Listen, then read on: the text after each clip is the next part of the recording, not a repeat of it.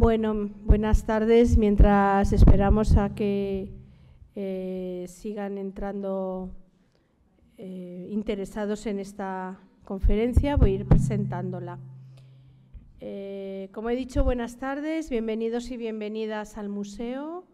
Es la primera conferencia tras las jornadas dedicadas a la exposición El Greco is Different de Equipo Crónica, y hoy cambiamos totalmente de tercio con la ponencia Discípulos y seguidores de Murillo en el Museo del Greco, nuevas atribuciones por parte del director Enrique Muñoz Nieto, a quien agradecemos que haya aceptado nuestra invitación. Enrique Muñoz Nieto es profesor en el Departamento de Historia del Arte de la Universidad de Sevilla.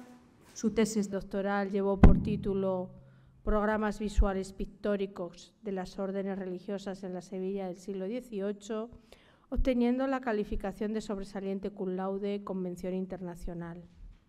Ha desarrollado su carrera profesional como docente e investigador tanto en la Universidad de Sevilla como en la de Málaga, y cuenta con estancias internacionales en el Instituto Centrale per la Gráfica o la Biblioteca Hertziana, ambas en Roma. Igualmente ha sido profesor invitado a la Universidad de Lisboa. Es miembro activo del Grupo Centro de Investigación de la Historia de la Arquitectura y el Patrimonio Artístico Andaluz, dirigido por el catedrático Fernando Cruz Isidoro. Muchas gracias por aceptarse al Museo del Greco esta tarde. Muchas gracias al equipo del museo por vuestro trabajo siempre para que esto esté a punto y tengamos pues esta buena tarde.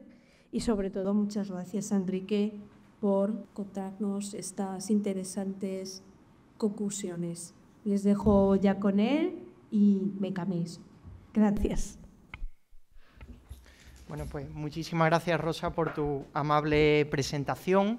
Antes de empezar, pues como es lógico, quería agradecer a todos ustedes la presencia en esta tarde, acompañarme pues para ver a qué conclusiones, como bien ha comentado la directora del museo, llegué para con estas dos bellas pinturas de las que bueno, pues vamos a tener la oportunidad de hablar a lo largo de aproximadamente 55 minutos, que será lo que tengo pensado dure mi intervención. Y antes de comenzar en sí, pues me gustaría agradecer la invitación por parte del museo para que esté con todos ustedes esta tarde presentando estas conclusiones.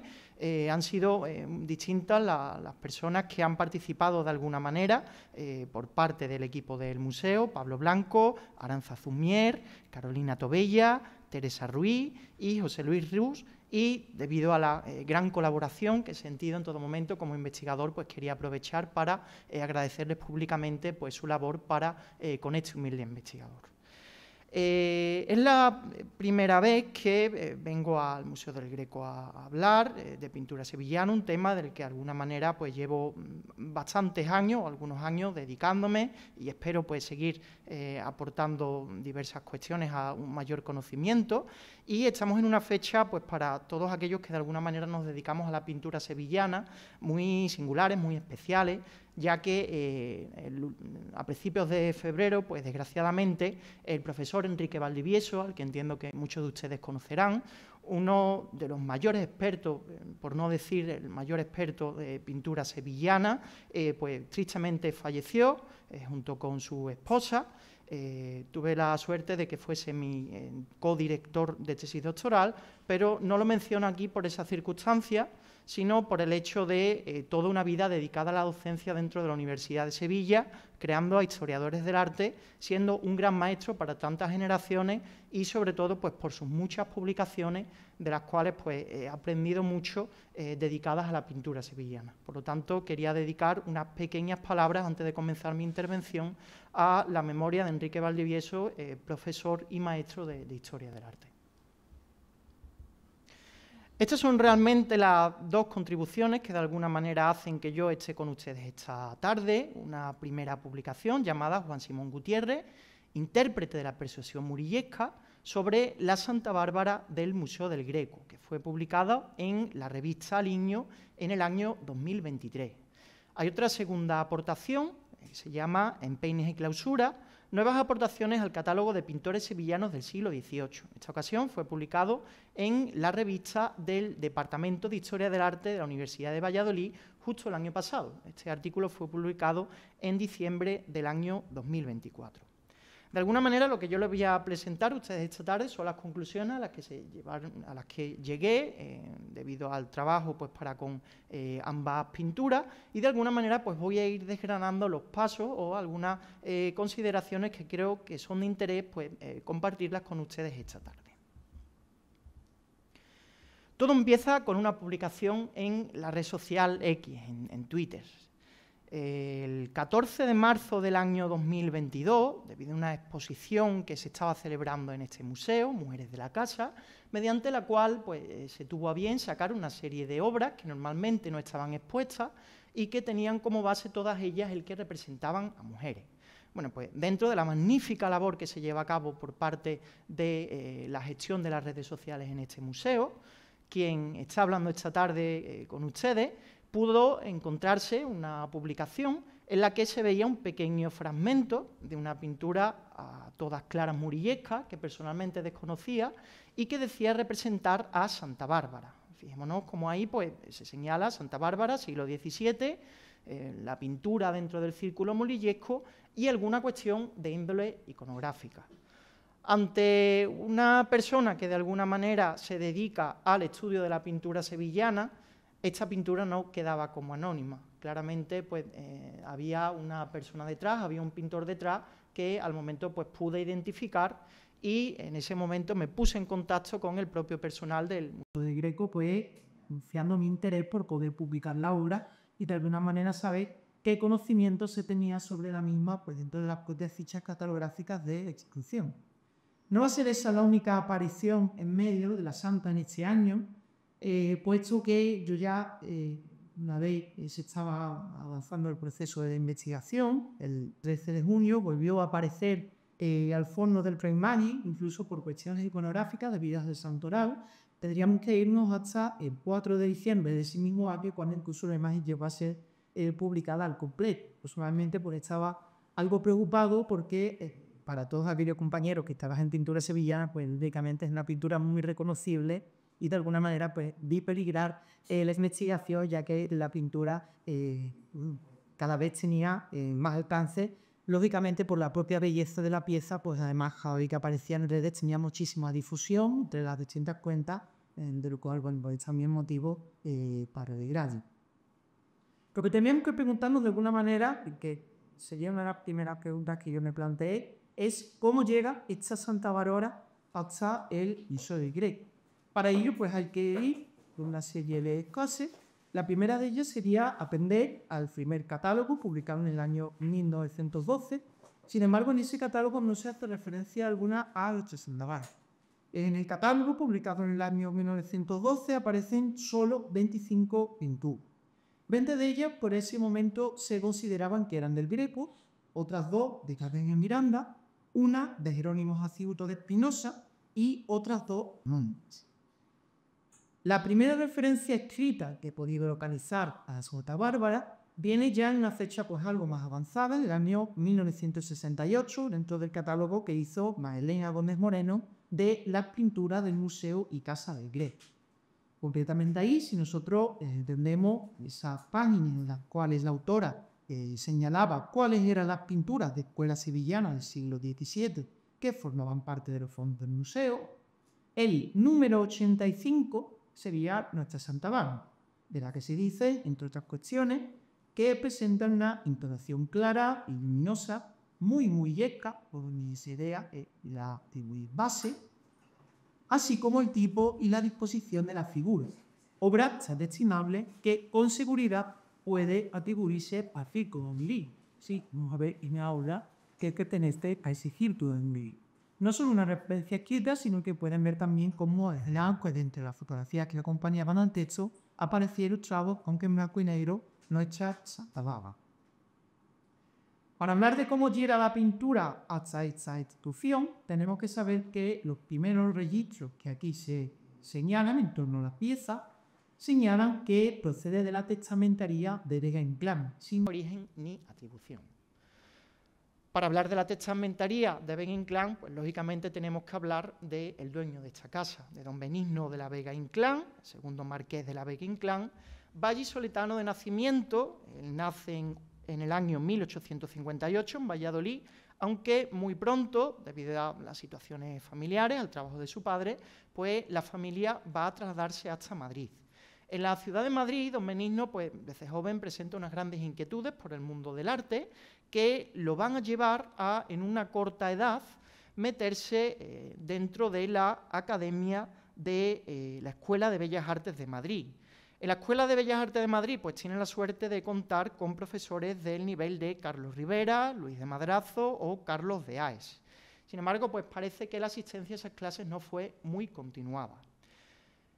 ¿A qué se va a dedicar él? Pues desde esos primeros años. Él se va a interesar mucho por la copia de los grandes maestros de la pintura española. Vamos a ver que esa clara vocación de Benigno para con la pintura española pues va a estar muy clara desde estos primeros años.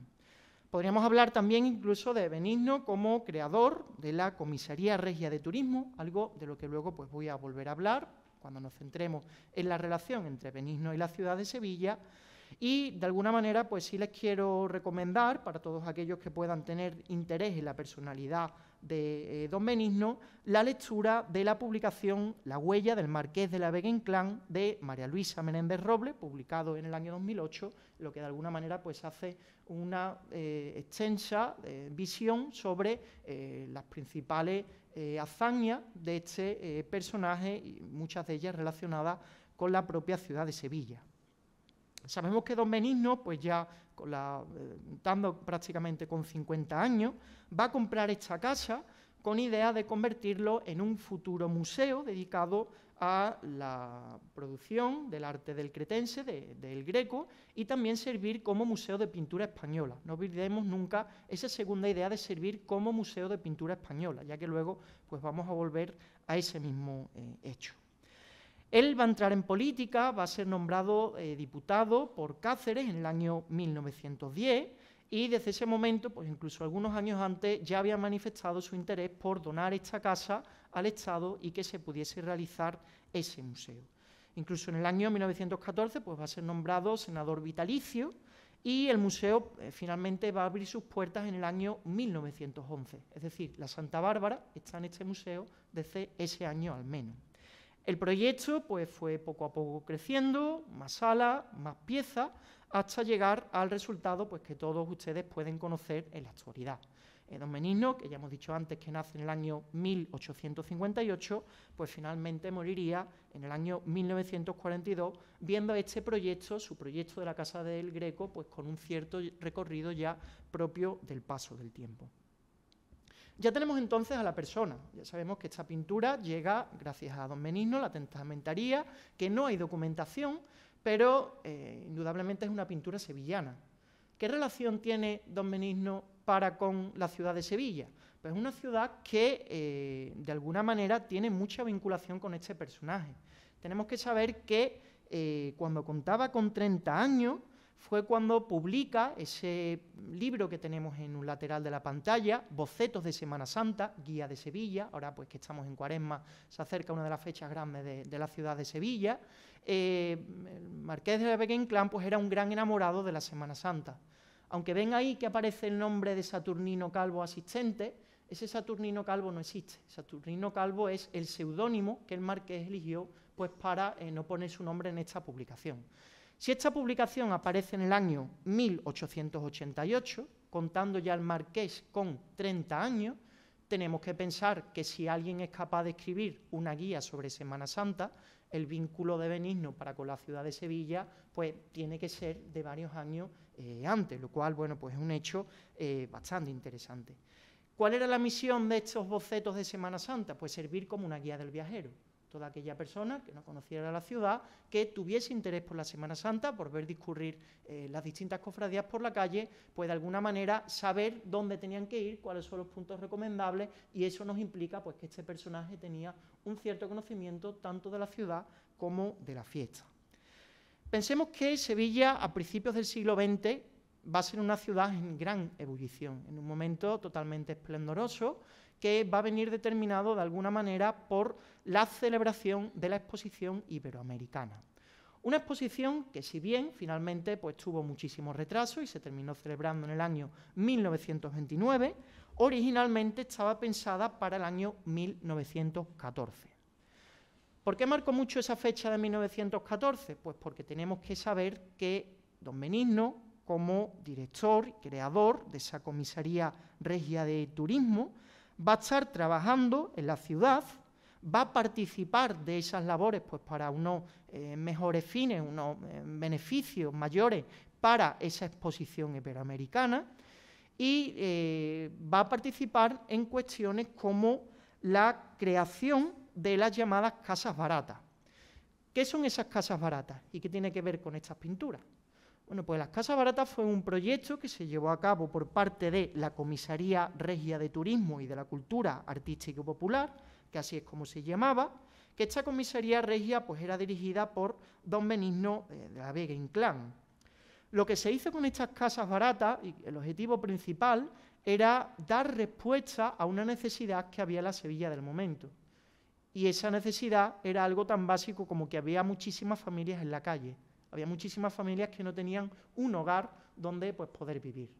Hablamos de que desde la Comisaría Regia de Turismo lo que se intenta incentivar es el turismo.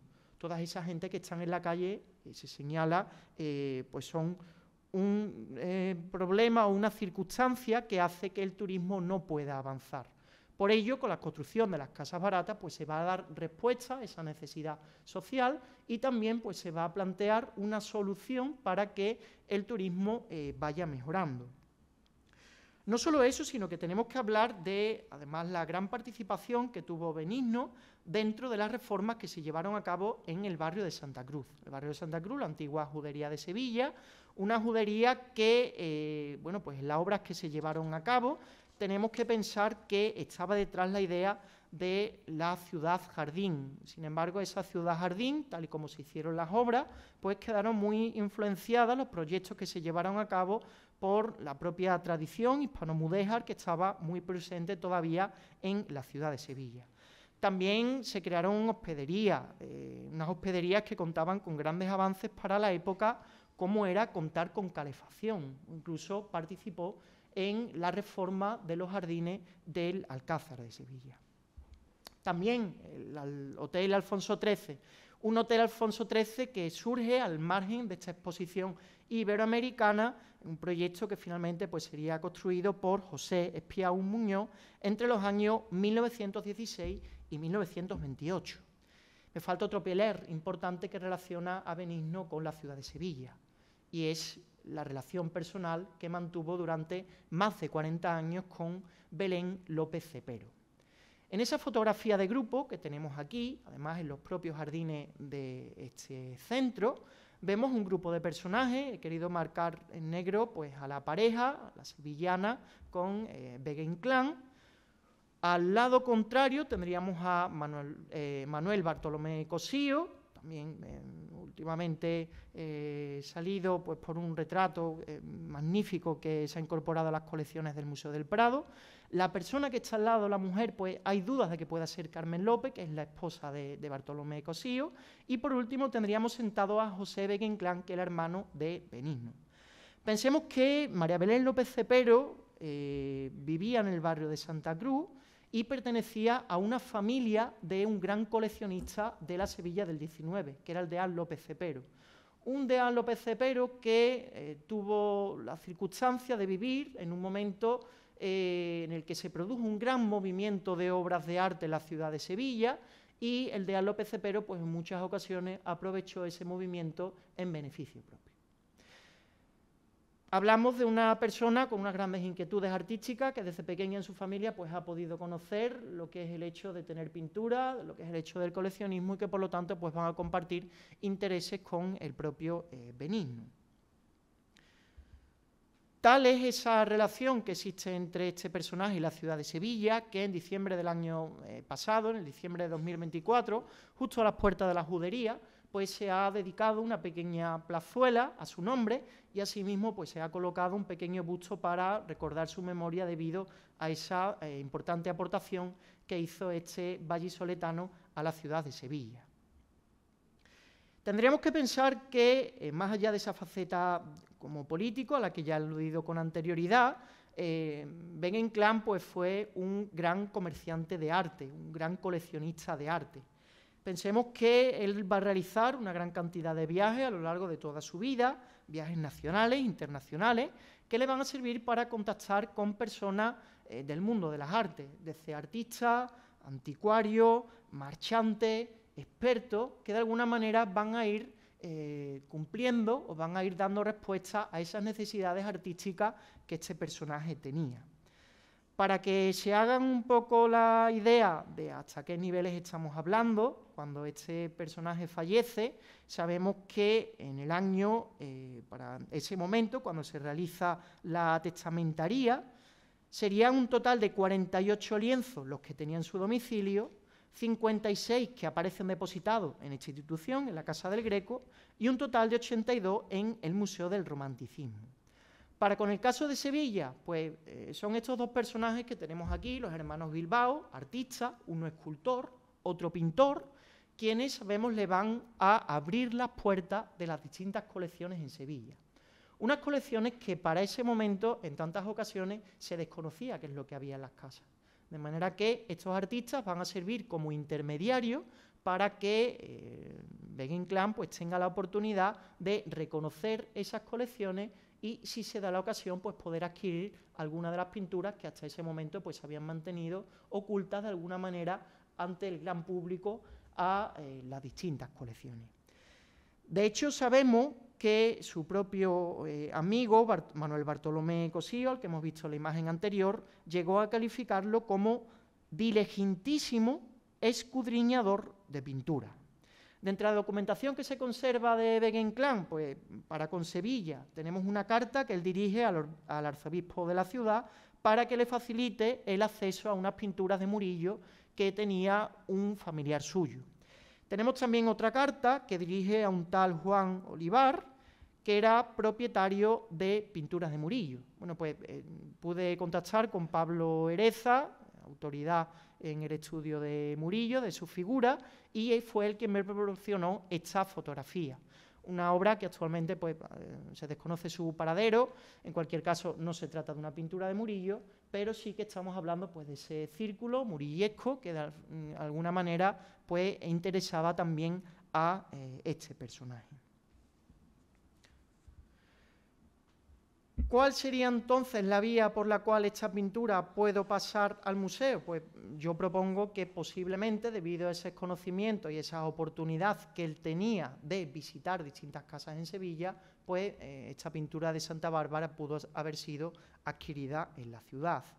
Estamos hablando de Murillo, estamos hablando de lo murillesco y de alguna manera una de las claves del éxito de esa Santa Bárbara con la que en un primer momento estoy hablando sería cómo Juan Simón Gutiérrez, el artista que la realizó, pues supo seguir esas claves que marcaron el éxito de Murillo.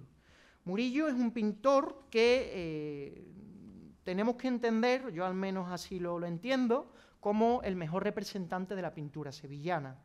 Pensemos que es un pintor del cual se ha hablado como de la religiosidad amable, característica de la segunda mitad del siglo XVII, en la que ya se han olvidado los rigores propios de la Contrarreforma. Se van a mostrar a los personajes sagrados de la historia sagrada como si fueran paisanos de la propia ciudad de Sevilla, como si fueran gente que el propio pintor pudo conocer.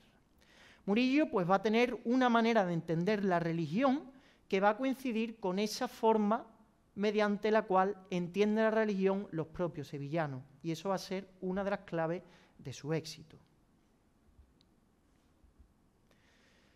Este extracto me parecía bastante interesante traerlo al completo, es de una frase de Claudio Botelú, quien en el siglo XVIII escribió sobre Murillo, y él señaló, voy a leer lo que aparece escrito: al dirigirse los sevillanos en sus oraciones a Dios, a la Virgen y a los santos, lo hacen del mismo modo que harían cada uno con su propia madre, por lo que en la representación de las imágenes de culto en nuestra ciudad, los artistas han obedecido a esta tendencia. Se ha cuidado también para que los tipos, la expresión, la forma, todas fueran inteligibles para el pueblo, no habiéndose arraigado aquí nunca ni los ideales que exigen para comprenderse mucho más que el sentimiento, ni la austeridad y gravedad suma que puede imponer a los fieles.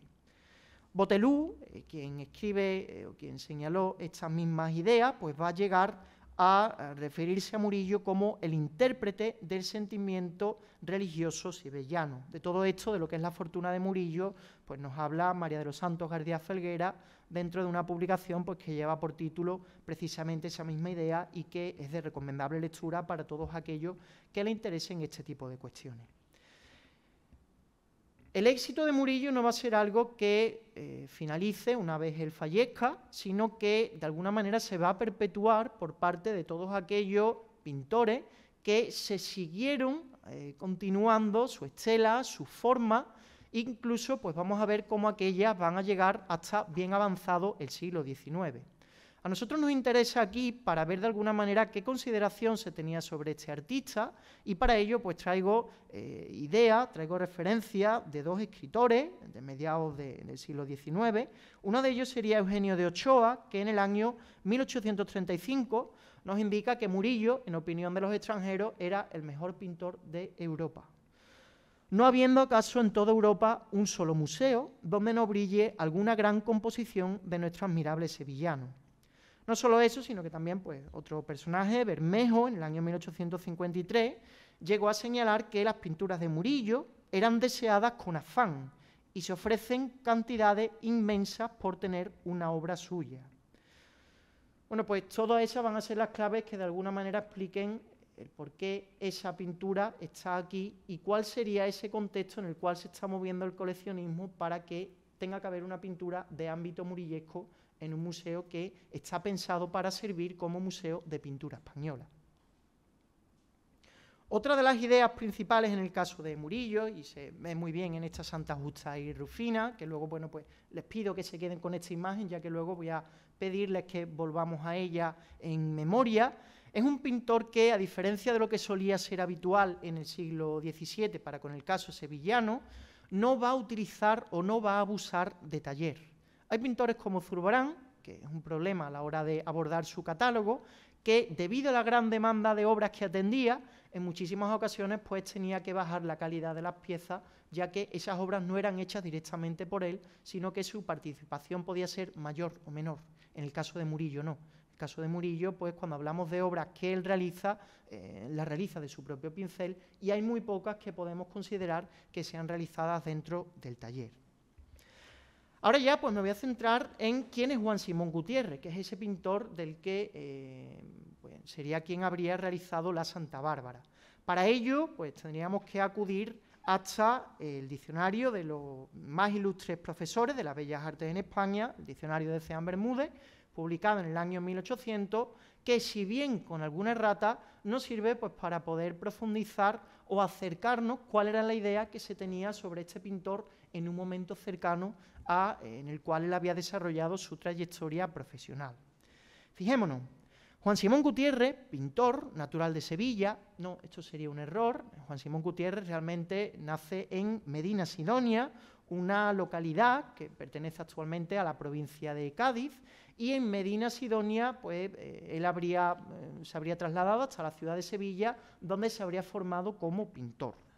Discípulo del célebre Murillo, asistió a la academia que los profesores establecieron en aquella ciudad, contribuyó a sostener sus gastos, imitó muy bien la tinta y hermosura del colorido de su maestro, logrando que se equivoquen las obras de ambos, pero sin la más exacta corrección de dibujo como todos los de su escuela.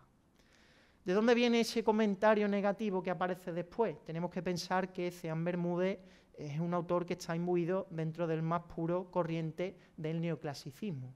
Para la corriente neoclasicista, si bien pues Ceán habla muy bien de Murillo dentro de esta publicación, todo lo que fueran esos sucesores que de alguna manera habían ido perpetuando los estilemas, los grafismos, la manera de hacer de Murillo, era algo totalmente detestable. Y es por eso que si bien es capaz de reconocer y de alabar esa capacidad para imitar muy bien las tintas y hermosura del colorido de su maestro, pues se continúa con esa segunda idea de índolo negativo. Para tener un conocimiento cercano, científico, de la figura de Simón Gutiérrez, un personaje que está necesitado de una monografía, tendríamos que atender a distintas publicaciones, distintos artículos, entre ellos, pues, por ejemplo, el profesor Fernando Quiles, de la Universidad Pablo Olavide, ha sido, pues, uno de los investigadores que más ha aportado sobre su obra. Juan Simón Gutiérrez habría nacido en el año 1634, fallece en el año 1718 y es uno de los pintores que más relación tuvo con Murillo. No tenemos una documentación en la que se indique una labor de maestría entre Simón Gutiérrez y Murillo, pero sí que podemos afirmar que es un personaje que estaba muy cercano a él. De hecho, en el inventario de Murillo, cuando se produce su fallecimiento, es un personaje que aparece citado una y otra vez en la Almoneda. De tantos bienes de Murillo que se ponen a la venta, muchos de ellos van a ser comprados por Simón Gutiérrez. No solo eso, sino que tendríamos que hablar también de dos circunstancias interesantes para este discurso.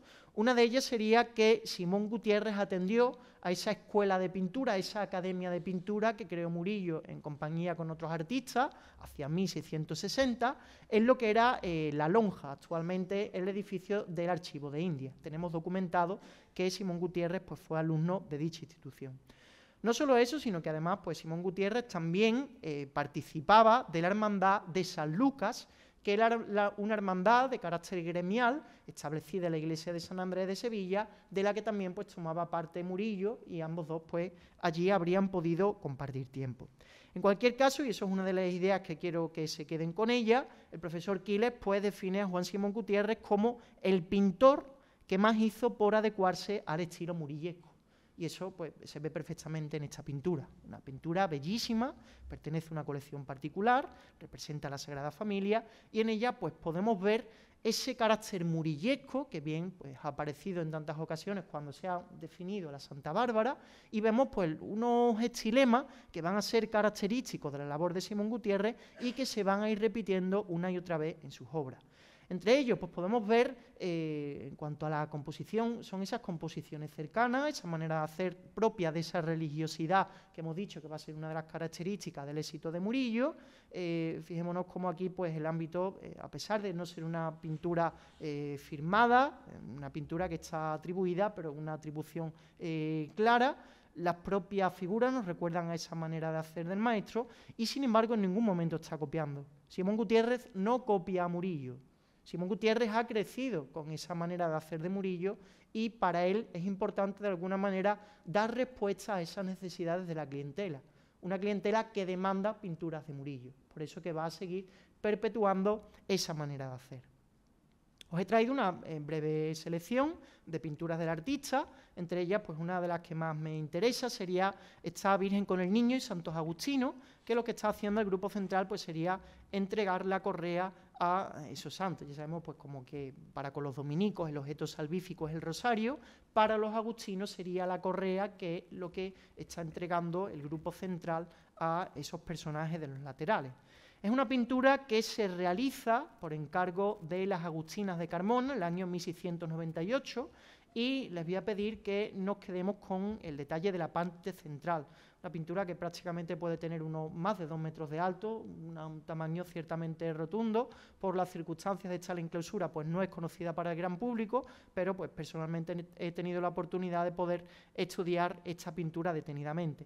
Fíjense ese carácter murillesco del Grupo Central, de todos los personajes al fin y al cabo. Si nosotros nos fuéramos también al grupo angelical, que aparecía en esa gloria celestial, pues son los propios tipos físicos de Murillo. Fíjense el niño, esas caras graciosas, unos niños que no pasan hambre, unos niños que de alguna manera, pues, entra ganas como de poder jugar con ellos. Otras dos pinturas que se conservan en colecciones particulares, San Germán y San Servando, tienen la peculiaridad estas dos de que, si bien por el formato y por la propia representación, pues en su día estarían en una misma colección, a día de hoy se encuentran separadas. Una está en Sevilla y otra está en Valencia. Estas pinturas sí se encuentran firmadas, los grilletes que tienen uno y otro santo, pues aparece la data y la fecha. Nuevamente, pues volvemos a percibir ese carácter murillesco, esa manera de representar la santidad. Y fíjense las narices. Las narices van a ser muy peculiares dentro de la obra de Simón Gutiérrez, unas narices muy finas, largas, algo puntiagudas en su parte final. Otra de las ideas básicas de Simón Gutiérrez sería el éxito que tuvo para con las pinturas de pequeña devoción. Unas pinturas de pequeña devoción que su formato lo que nos indican es que estaban dedicadas a la contemplación directa. No son pinturas para iglesias, no son pinturas para grandes espacios, sino son pinturas para que esos particulares los tengan en su casa, en sus oratorios, y servir como vehículo para una mejor oración. Aquí tenemos dos casos, uno de ellos, pues una reciente donación al Hospital de la Caridad de Sevilla, la Santa Ana enseñando a leer a la Virgen, mientras que en el lado contrario nos encontramos una Virgen del Rosario que se conserva en Morón de la Frontera. Museos con obra de Juan Simón Gutiérrez. Bueno, pues podemos ir hasta Londres, en la Wallace Collection. Si nosotros vamos a la tienda de recuerdos, justo encima de una de las estanterías tenemos una bellísima pintura que representa la Asunción de la Virgen. Una Asunción de la Virgen que no es sino un boceto preparatorio para una obra de este artista que forma parte de un retablo que se conserva en la localidad guipuzcoana de Elgueta, y que, bueno, pues de alguna manera les he querido traer para singularizarla. ¿Qué se da en esta pintura en la que se conserva en Londres? Pues el hecho de que hasta hace no muchos años ha estado atribuida a Murillo. Es una pintura que se pensaba de Murillo, debido a la propia calidad artística y la propia composición, colorido, figura, absolutamente todo. Sin embargo, un análisis detenido, más allá de la propia comparación con la obra que finalmente pues, terminaría siendo realizada, hace que sea totalmente lógica esa relación para con el artista asidonense. Asidonense es el tilicio de Medina Sidonia. Tenemos también obras suyas en el Museo de Bellas Artes, un museo que tiene como uno de sus propios fondos, uno de sus orígenes, la desamortización. Por ello va a servir como contenedor de tantas obras que estaban inicialmente en conventos de clausura, monasterios. Es el caso de este bellísimo mediopunto que nos presenta la lactación milagrosa de Santo Domingo.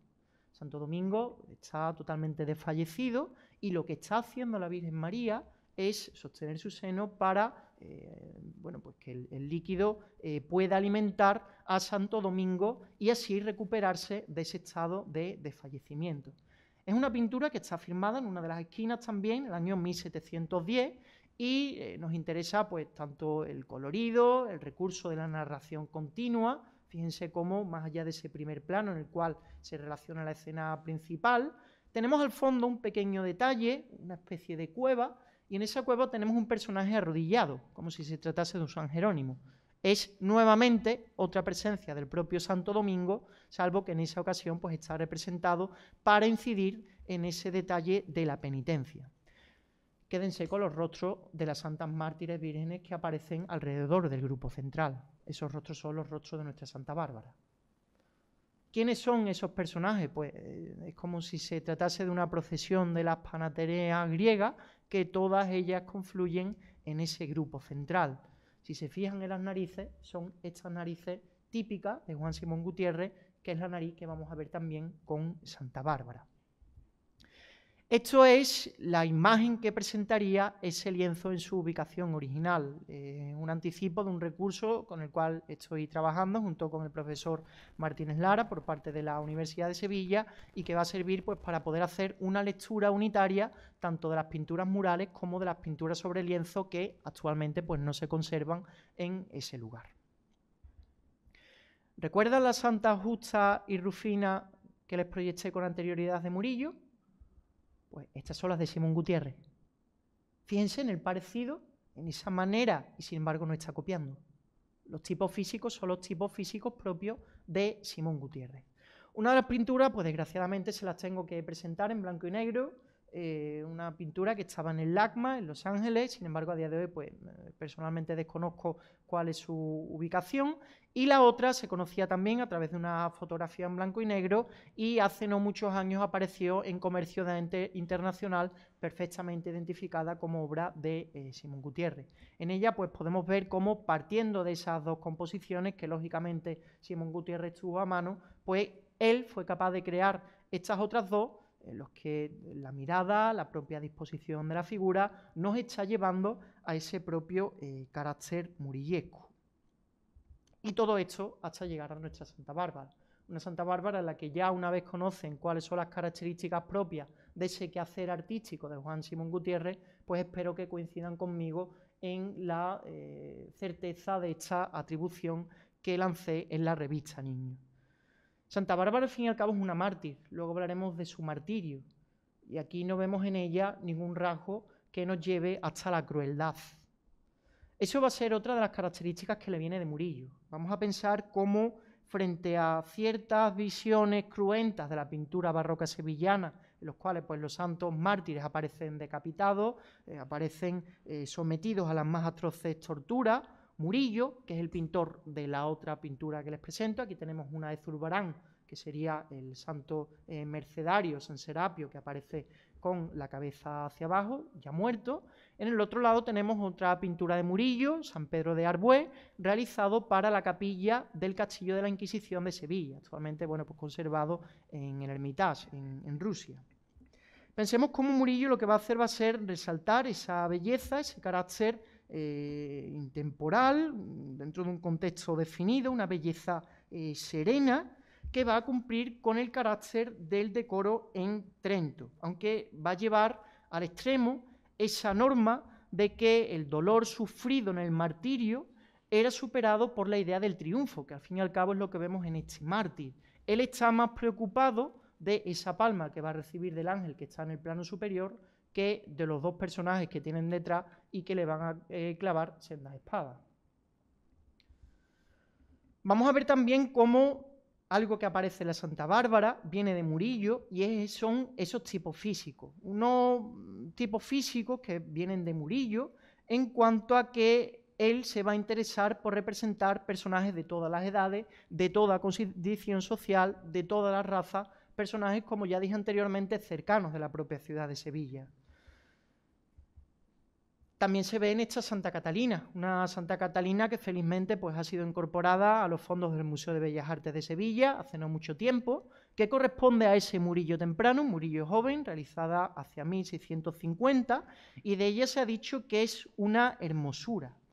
Tal hermosura que podemos considerarla como la belleza más propia de lo divino que de lo humano, aunque ya parece un retrato de una mujer real. Sin embargo, pese a ese estado de embeleso, de arrobamiento propio de su condición divina, tiene la cualidad física de un personaje reconocible. Ese rostro de Catalina lo podemos encontrar por las calles de Sevilla. Murillo pues, va a reunir una serie de elementos que van a ser cercanos al espectador y va a buscar con ello unas ideas de familiaridad, unas ideas de empatía que el profesor Navarrete supo muy bien identificar dentro de su ensayo Murillo y las metáforas de la imagen, publicado en el año 2017. Para el profesor Navarrete, Murillo pues, hacía creer que el espectador tenía ante sí una representación fidedigna de la realidad y por consiguiente esas representaciones, esos personajes que aparecen en las pinturas, eran vistos como algo tomado del natural, interpretado de forma naturalista.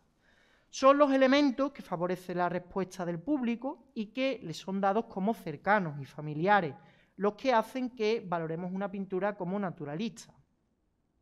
Esas sensaciones que despertaron sus obras en quienes las ven, que son productos de la inculcación, son también resultado de su capacidad de persuasión, de la destreza a la hora de expresar o influir en determinados sentimientos, lo que le va a otorgar pues, un evidente poder a las imágenes por saber transmitir esos valores y sensaciones o suscitar esas reacciones y, en definitiva, por la capacidad que tiene Murillo de influir, de manipular al espectador.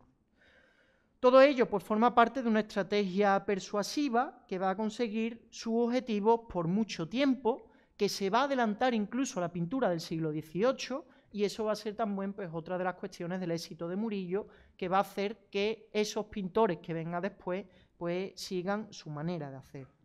Como ya he dicho antes, a lo largo de todo el siglo XIX, Murillo va a ser una figura muy apreciada, muy valorada, y en la mayoría de las colecciones españolas, las más prestigiosas, había muchas más pinturas de Murillo que pinturas de Velázquez o de Rivera, como señala Pedro J. Martínez Plaza dentro del capítulo El coleccionismo de Murillo en España, con el cual contribuyó a una publicación que se hizo con motivo del 4º centenario de Murillo en Sevilla.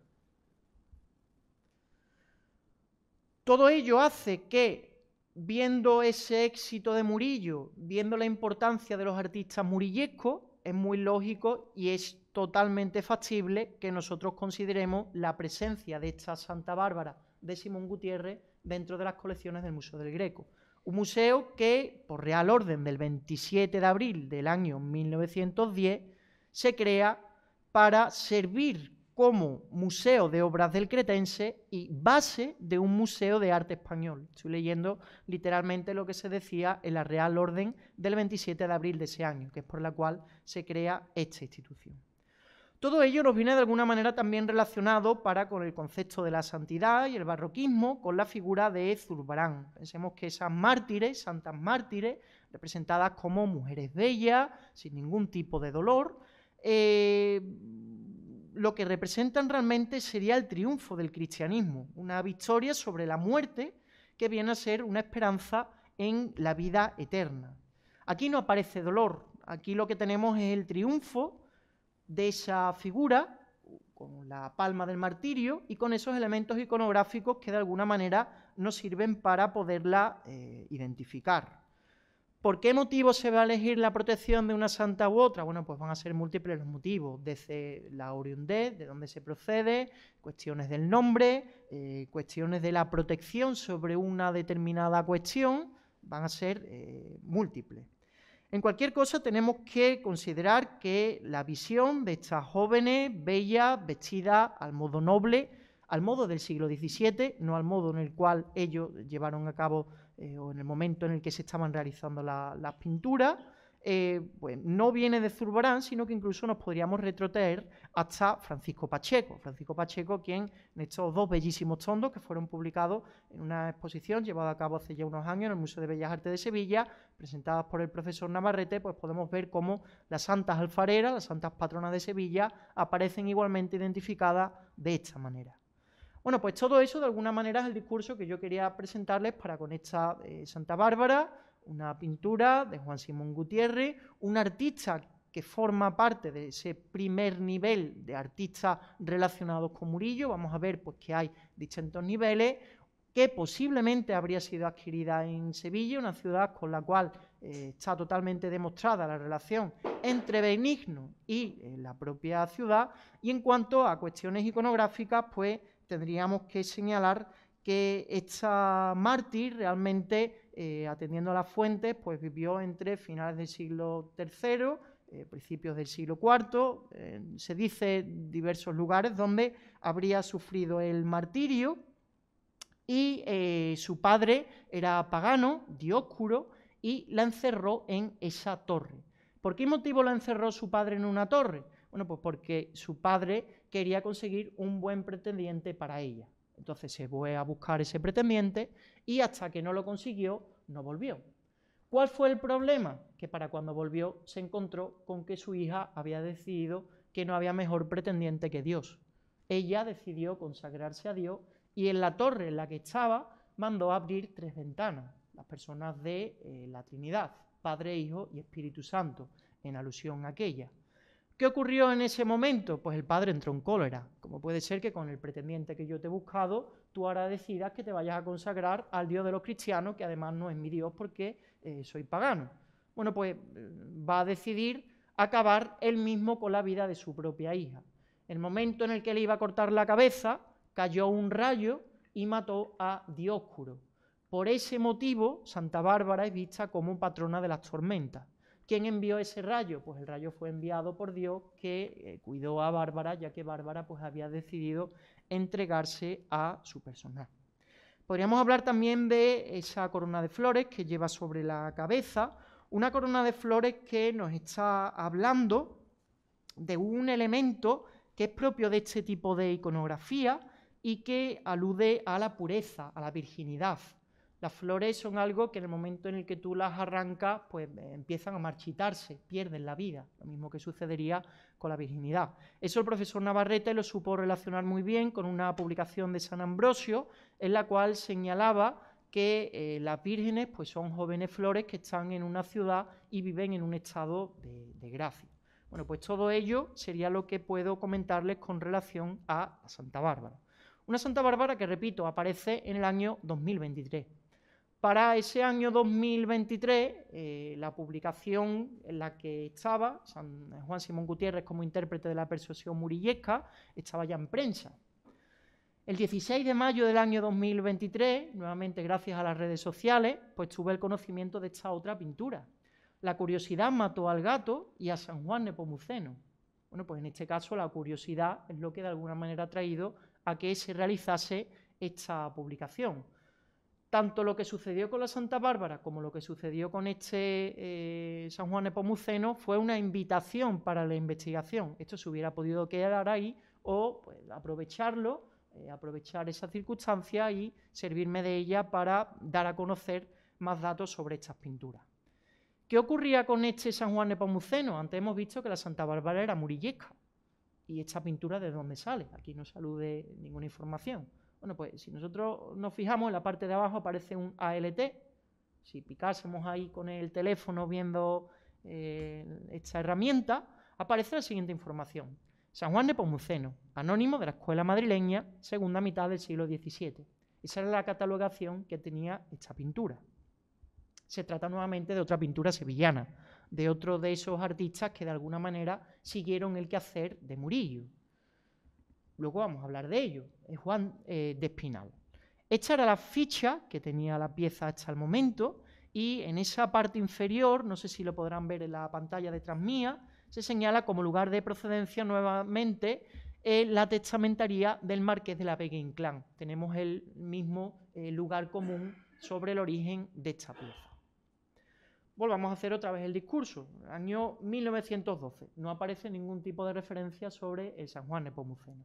Tenemos que acudir nuevamente hasta el catálogo de Gómez Moreno del año 68, en el cual, efectivamente, como escuela madrileña del siglo XVII, que es la atribución que se ha mantenido en el tiempo, aparece con el número 82 esta pintura, en la que se hace una brevísima descripción sobre la misma, incidiendo en ese carácter madrileño, y a su procedencia de la testamentaría del Marqués de Vega Inclán. Con respecto a Juan de Espinal, estamos hablando de un artista que sin duda merece unas páginas propias dentro de la situación artística española en el siglo XVIII. No estamos hablando en absoluto de un pintor provinciano, sino todo lo contrario. Si tuviésemos que quedarnos con una serie de pintores españoles principales dentro del siglo XVIII, pues uno de esos grandes nombres sería Juan de Espinal. Es un artista que nace y muere en la ciudad de Sevilla y que se va a formar con Domingo Martínez. Domingo Martínez es un personaje totalmente principal en la pintura sevillana de la primera mitad del siglo XVIII y va a ser lo que a Espinal para con esa segunda mitad de siglo. Pensemos que este Juan de Espinal, que nace en el año 1714, es un personaje además bastante interesante en cuanto a que va a aportar algo nuevo a la pintura sevillana. Él se forma dentro de ese tardo barroquismo, un carácter pues, que ha conocido con su maestro, con Domingo Martínez, con el cual, por cierto, se casará con la hija de Domingo Martínez, pasando a ser su yerno, y cuando Domingo Martínez fallece en el año 1749, Juan de Espinal va a heredar todo su taller, tanto el taller como los encargos. Eso es importante porque, claro, de alguna manera le abre todas las puertas como principal pintor que era Martínez en la Sevilla del XVIII. Bueno, pues más allá de esa formación tardobarroca, habitual en los artistas hasta ese momento, con Espinal nos encontramos un personaje que se abrió a una nueva manera de hacer y una nueva manera de formar. Y es que Juan de Espinal va a ser, durante prácticamente 20 años, el director de pintura de la Escuela de Bellas Artes que se va a crear en la ciudad de Sevilla ya dentro de la segunda mitad del siglo XVIII. Dentro de esa idea de las creaciones de las escuelas, dentro de las reales academias, de alguna manera pues venían las directrices marcadas desde la corona. Sevilla no podía ser menos y desde Sevilla pues también se creó una real escuela de tres nobles artes, que es como se llamó, siendo Juan de Espinal pues el director de pintura a lo largo de tantísimos años. Por eso es interesante, digamos, esa doble relación para con este personaje. Les traigo esta diapositiva para que de alguna manera podamos entender esas circunstancias de la evolución de la pintura sevillana a través de la Inmaculada del Escorial que se conserva en el Museo Nacional del Prado. De esa pintura, por todos ustedes conocido, podríamos pasar a esta otra, que es un detalle de una bellísima apoteosis de la pintura realizada por este Domingo Martínez, maestro de Juan de Espinal, en el que se evidencian además una serie de características propias de pintura extranjera. ¿Cuáles son esas características? Pues tendríamos que hablar aquí de la pintura francesa y de la pintura italiana. Domingo Martínez es un personaje que no va a salir de Sevilla en toda su vida, al menos hasta el momento no se ha documentado ninguna salida de la ciudad. De hecho, va a haber una circunstancia y es que debido al carácter melancólico que tenía Felipe V, seguramente una persona afectada de enfermedades mentales, pues en determinadas ocasiones tienen que salir de la corte para tener al rey entretenido, para que no entre en mayores conflictos. Durante 5 años la corte se va a trasladar a Sevilla y con la corte se van a trasladar una gran cantidad de pintores, pintores todos ellos extranjeros. Y esos pintores extranjeros van a estar en contacto directo con los pintores sevillanos, entre ellos Domingo Martínez. Domingo Martínez va a servir como persona que abre las puertas de las colecciones privadas en Sevilla a la reina Isabel de Farnesio. Una reina Isabel de Farnesio que se va a enamorar de la pintura de Murillo y que va a comprar numerosísimas obras durante esos 5 años en los cuales está en la ciudad. Sin embargo, Domingo Martínez tampoco se forma con Murillo. Tenemos que pensar que entre estas dos imágenes habría una imagen intermedia que sería esa generación de artistas que sí se formaron con el maestro. ¿Y cuál sería esa generación? Pues podríamos hablar de Juan Simón Gutiérrez, al que ya conocen, podríamos hablar de Esteban Márquez o podríamos hablar de Francisco Meneses Osorio, que son realmente los artistas que sí tuvieron un contacto más directo con Murillo. De Domingo Martínez, pues vamos a pasar a Juan de Espinal. Un Juan de Espinal en el que, como podemos ver, si bien lo que es la Inmaculada, que va a ser uno de los temas principales en la Sevilla de la Edad Moderna, se siguen perpetuando ciertos patrones a la hora de representar esta bellísima Inmaculada que apareció hace no mucho tiempo en Comercio de Arte, pues vemos que la manera de hacer y la propia situación, cómo desenvuelve Juan de Espinal su quehacer pictórico, pues va a ser bastante diferente a lo que se viene realizando. Sin embargo, concurrirán ustedes conmigo en que el carácter murillesco es más que evidente en esa Inmaculada de colección particular. Vamos a hacer un brevísimo recorrido por alguna de sus pinturas. Esta es encargo del ayuntamiento, de hecho se conserva allí. Es una pintura que se encarga 5 años después de un terremoto que hubo en Sevilla en el año 1755 y es un encargo directo del ayuntamiento.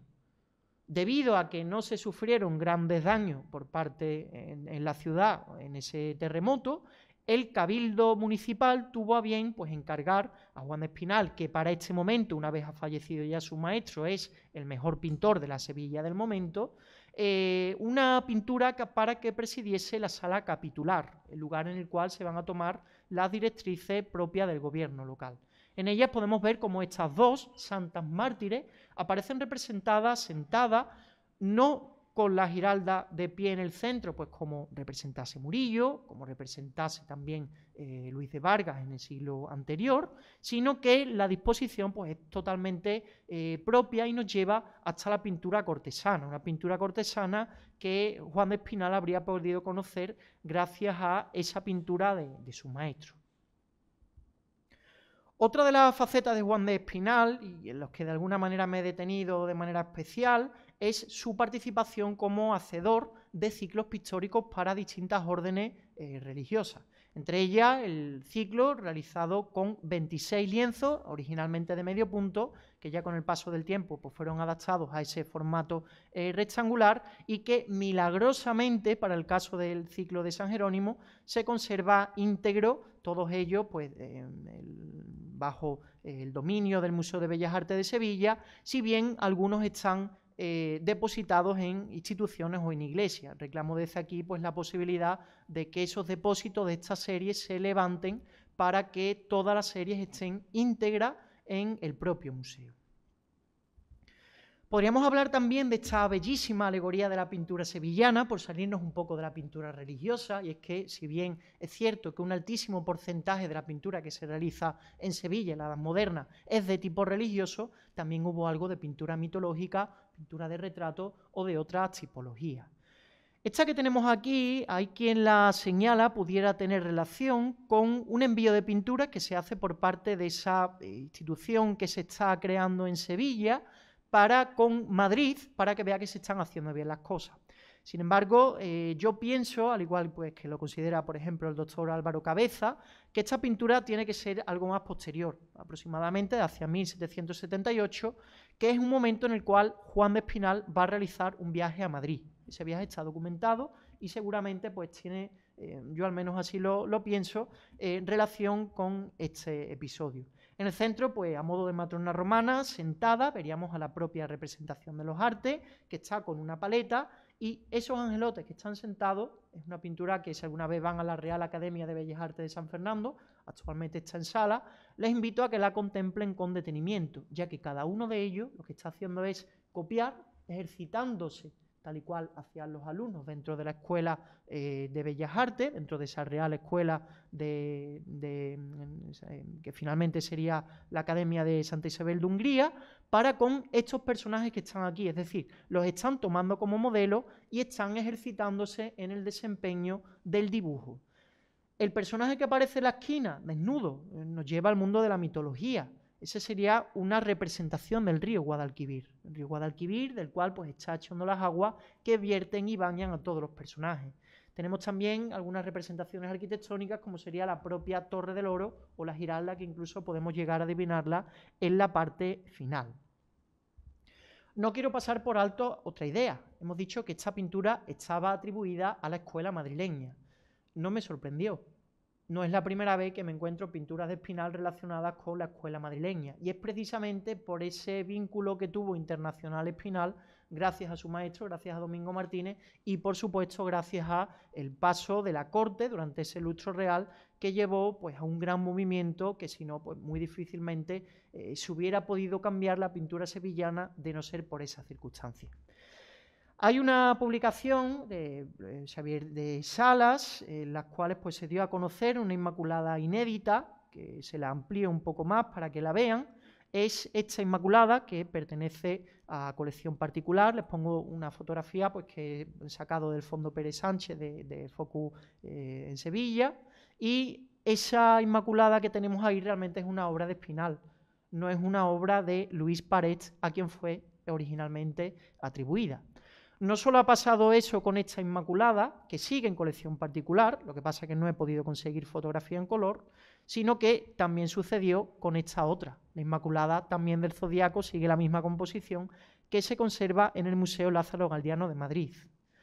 Vemos que de alguna manera se aleja de ese carácter típico sevillano, y es que tenemos que señalar que aquí Juan de Espinal lo que está haciendo es acudir a un grabado, a una estampa. De manera que ese grabado lo que hace es pues, prácticamente añadirle el color, que el color pues, sí va a ser típico del carácter murillesco con el cual él va a seguir adelante su producción, pero de ahí sería, digamos, esa distinta diferencia. Bueno, pues fueron el profesor Enrique Valdivieso y la profesora Rosa Perales, actualmente en la Universidad de Extremadura, quienes se encargaron de decir que no, que esta obra no era de Luis Parés y que claramente se trataba de un Juan de Espinal. Bueno, pues les presento aquí una obra inédita de Juan de Espinal. Esta obra no la tengo localizada, pero la conozco gracias a la fototeca del Laboratorio de Arte de la Universidad de Sevilla. Indudablemente se trata de una obra suya por toda la característica que presenta, a pesar de ser en blanco y negro, y como podemos ver en esa parte inferior, aparece atribuida a Lucas Giordano, un pintor que se desenvuelve dentro de la órbita madrileña y de alguna manera además desde un punto de vista compositivo pues nosotros podríamos relacionar con el San Juan Nepomuceno del Museo del Greco. Con ello llegamos a esta pintura, San Juan Nepomuceno, en el cual pues, luego vamos a centrar en algunas analogías totalmente directas que hay para con la producción de este artista, y quería igualmente pues, traerle una serie de cuestiones para con la iconografía. ¿Quién es este Juan Nepomuceno y por qué se le representa? Tengo que decirle que es un personaje, un santo que va a estar bastante representado en la Sevilla del siglo XVIII, luego les voy a explicar por qué. Juan Nepomuceno, o Juan de Nepomuk, nació hacia 1340 en Pilsen, en Bohemia, y era canónigo regular de San Agustín, en la Catedral de San Guido de Praga, y vicario general de dicho arzobispado. Juan Nepomuceno fue también mártir. Lo que pasa es que su martirio aquí está representado de una manera un tanto secundaria. Vamos a ir viendo poco a poco. Resulta que el rey Venceslao lo hizo encarcelar, y fue también el rey Venceslao quien con sus propias manos acabaría con su vida, ya que sabía que Juan Nepomuceno era el confesor de su mujer. ¿Qué es lo que ocurría? Que este rey Venceslao quería que Juan Nepomuceno le dijese aquellas cosas que su mujer le había confesado. Sin embargo, los sacerdotes tienen una cosa que es la privacidad para con la confesión. No puede decir qué es lo que se ha confesado. Por ese momento, por esa situación, el rey se cogió un gran enojo, se enfadó y mandó matarlo.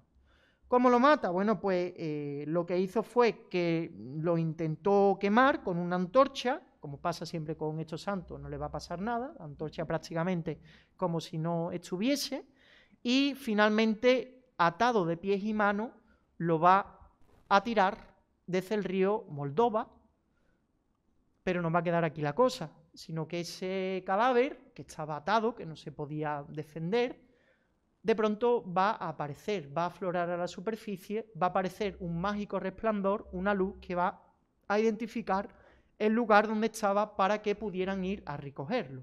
Y eso sería ese detalle que aparece en segundo plano.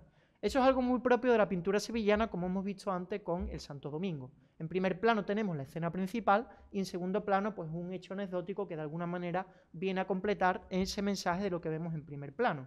El angelote guardando silencio, haciendo alusión a ese secreto de confesión por el cual el santo había sido martirizado. ¿Por qué motivo se realizan pinturas de Juan Nepomuceno en el siglo XVIII? Bueno, pues porque tenemos que saber que su beatificación tuvo lugar en el año 1721 y fue canonizado en el año 1729. Lo importante, los jesuitas lo van a tomar como uno de sus santos propios. Y como los jesuitas lo van a tomar como santo propio, tenemos que pensar que los jesuitas estaban muy presentes en la ciudad de Sevilla.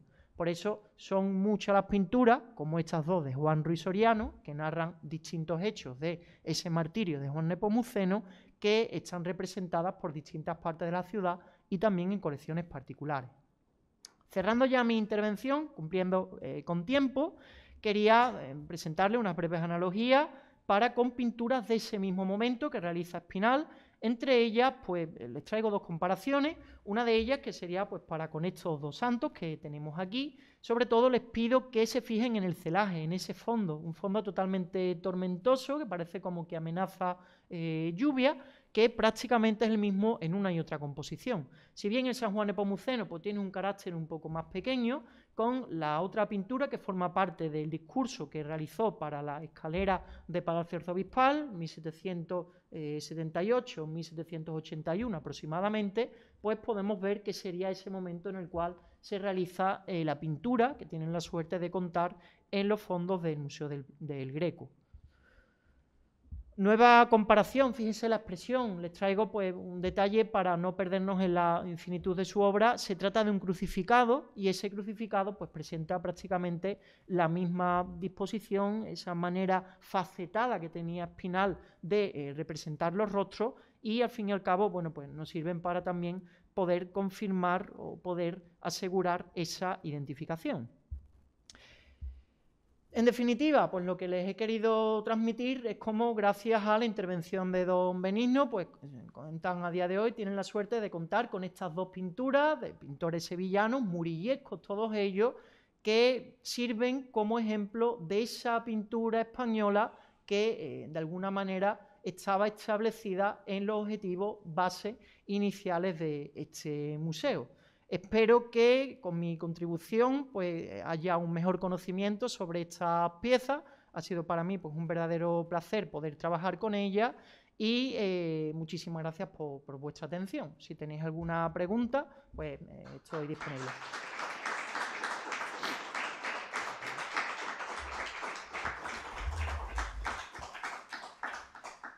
Gracias. ¿Alguna pregunta? Sí, sobre el impacto que tuvo Juan de Espinal en Sevilla como pintor, sobre todo siendo profesor, yo la duda que tengo es hasta qué punto la introducción de estas nuevas formas del ámbito cortesano reemplazan por completo o solo de manera parcial digamos, este barroco más provincial que vive en muchos puntos. No. El barroco provincial en Sevilla va a continuar hasta perfectamente la primera mitad del siglo XIX. Tengamos en cuenta que es una solución que de alguna manera se está agotando, pero no podemos considerar que en ningún momento ese barroco provincial, como ha referido, para con Domingo Martínez sea un carácter provincial. Tenemos que pensar que uno de los problemas del murillismo es que hay artistas de primera línea, hay artistas de segunda y hay artistas de quinta. Se ha hecho muchísimo daño pues, con esos artistas de quinta de cara a la calidad de las piezas y sobre todo, bueno, pues no ha sido, digamos, la atención que se ha dado a otra serie de artistas hasta prácticamente el año 2004, pues no fue el momento en el cual una personalidad tan relevante de la pintura sevillana como es Domingo Martínez, hasta ese momento pues no se le dedica una exposición. Juan de Espinal a día de hoy todavía no se le ha dedicado ninguna exposición. De manera que, aunque son muchos los avances y son muchos pues, distintos compañeros que, pues, iniciados todos ellos quizás por el profesor Valdivieso, que como ya he dicho, pues es quien con una cercanía más próxima a nuestro momento se ocupa de esa recuperación de los pintores que sigue la estela murillesca, queda todavía muchísimo por conocer. Nada.